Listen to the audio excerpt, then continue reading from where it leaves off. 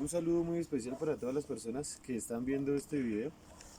Mi nombre es Luis Fabián Lozano Amorocho. Soy estudiante de Derecho de la Universidad Uniagraria de Colombia y en este momento les hablo desde el municipio de Tausa, Cundinamarca. Estamos en este momento a una altura aproximadamente de 3.600 metros sobre el nivel del mar. Y estamos aquí específicamente y claramente para hablar sobre el conflicto armado en Colombia. Escogimos este lugar teniendo en cuenta que en algún momento el municipio vivió la guerra del conflicto armado con presencia en ese momento de las fuerzas revolucionarias de Colombia, Ejército del Pueblo. Entonces, pues esta guerra se vive en la parte rural, más exactamente en el páramo de Guerrero. Y desde ahí pues vamos a empezar a hablar sobre ese conflicto armado en Colombia. ¿Qué es el conflicto armado en Colombia? El conflicto armado en Colombia es una guerra entre grupos con ideales totalmente diferentes, con oposiciones unos a los otros. Es una lucha de clases para llegar de pronto pues a una igualdad.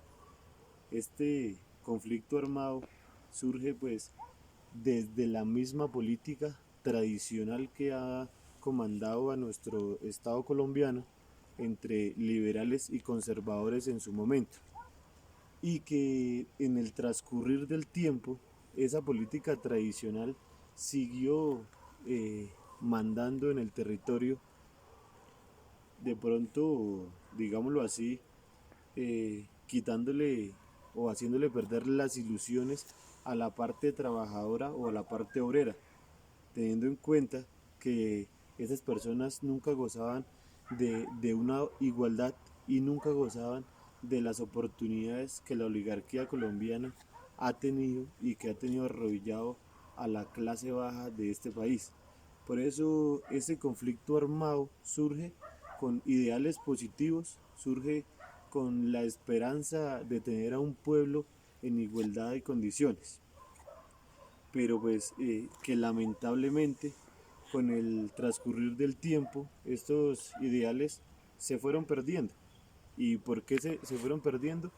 Porque las personas o esos campesinos rebeldes que de verdad querían un país nuevo, como lo queremos hoy nosotros los jóvenes, esos ideales se fueron a la tumba con sus dirigentes, como lo era en su momento Jacobo Arenas y como lo era Manuel Marulanda Vélez, terminando, digámoslo así, que terminándose esa guerra del M-19 y iniciando una guerra con las FARC Ejército del Pueblo, ya estas dos guerrillas que eran la esperanza del pueblo, pues ya con el tiempo se fue perdiendo esa esperanza. ¿Por qué? Porque ya al momento de que los ideales se fueron con el narcotráfico, se fue cualquier tipo de esperanza revolucionaria, de esperanza del pueblo, y se convirtió fue en una esperanza de poder, en una esperanza donde se dejaron impermear por la oligarquía, se dejaron impermear por la droga de Colombia, y ahí es donde se pierde cualquier tipo de esperanza. Hay un documental muy recomendado para todos ustedes, que es el documental de Nombrar lo Innombrable, ¿sí? Y en este documental, pues lo más relevante es que vemos un documental de más de una hora donde analizamos ese daño que le ha ocasionado al país, y el daño que se le ha ocasionado en el conflicto armado es muy grande, pero ese daño o ese impacto negativo no viene de las guerrillas, sino viene de esos grupos del narcotráfico, porque las guerrillas siempre quisieron trabajar para el bien de un pueblo, para el bien de un país, para que la lucha de esos campesinos que hoy en día vemos que no se han tenido en cuenta, que no han sido incluyentes hacia esos planes de gobierno nacionales, nunca han sido incluyentes, sino al contrario, siempre han sido excluyentes. Entonces vemos que nos quejamos a diario por el tema que vive el país, por la falta de garantías, por la falta de oportunidades, pero los colombianos tenemos una forma muy clara de poder acabar con esta política tradicional y ya no es necesario de alzarnos en armas, porque las garantías de un país al día de hoy ya cambiaron. Las garantías la pueden tener los jóvenes, la podemos tener todos.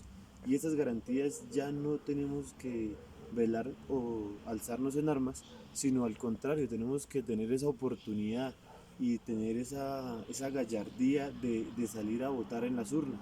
Desde ahí empezamos a cambiar el país, pero lo que vemos es que nos seguimos quejando de que el Estado es un narcoestado, de que el Estado es un narcoparamilitarismo, pero hemos tenido la oportunidad de enfrentarnos en las urnas, pero a la mayoría de los jóvenes les da pereza ir a sufragar. ¿Por qué les da pereza? Porque ya no creen en el cambio. Pero entonces la esperanza ya no está en las armas, ya no está en la revolución, sino la esperanza está en que las personas de verdad puedan dar un voto positivo a un cambio de Estado, a un cambio de la política tradicional. Hablábamos también de que el cine en estos casos es muy importante. ¿Por qué? Porque decía un escritor colombiano que el que no conoce su historia está condenado a repetirla. ¿Y por qué? Porque desde el cine tenemos que empezar a abrirle los ojos a los jóvenes, que son los que de pronto hoy quieren adquirir algún tipo de poder, pero no es un poder de ideales, no es un poder con el que puedan llegar a mejorar a un país o aportarlo a un país, sino al contrario. Ellos creen que el poder está hoy en las armas, que el poder hoy está en las drogas, y es una cosa que no puede ser permitida. Y la única forma de que los jóvenes puedan entenderlo es hacerlo de una forma dinámica. ¿Y la forma dinámica cuál es? Llegarle a esos jóvenes explicándoles la historia que vivió el país desde el cine colombiano, desde lo que ha vivido su tierra, de lo que esa gente poderosa que llegó a ser en Colombia nunca pudo disfrutar de nada. ¿Por qué? Porque ese era el camino más pobre que podían escoger, era el camino más débil. Entonces, desde el cine, obviamente, es una de las herramientas más fuertes que podemos tener para poder enfrentar este tema del narcotráfico. Decía alguien que el narcotráfico nunca se va a acabar. Eso es claro, el narcotráfico nunca se va a acabar, pero hay que saberlo manejar.